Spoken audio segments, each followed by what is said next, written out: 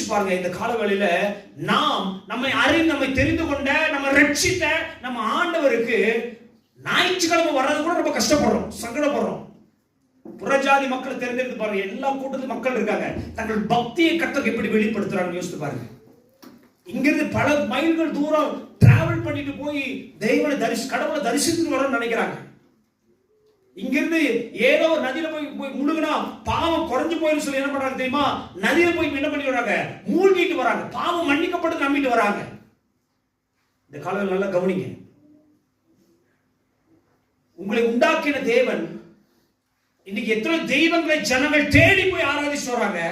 ஆனா நாம ஆராதிக்கிறத தேவன் இறங்கி வர ஆரம்பிக்கிறார். அல்லேலூயா. உங்களை ஆண்டவர் எதற்காக உண்டாக்கினார்? அவருடைய நாமத்தை நீங்க ஆலயத்திலே தொழுது கொள்ளும்படியாக, அவர் நாமத்தை நீங்க உயர்த்தும்படியாக கர்த்தர் உங்களை முன்குறித்து வைத்திருக்கிறார். அதுக்குதான் கர்த்தர் ஆலயம் என்கிற ஒரு கட்டமைப்பு கர்த்தர் உங்களுக்கு கொடுத்திருக்கிறார்.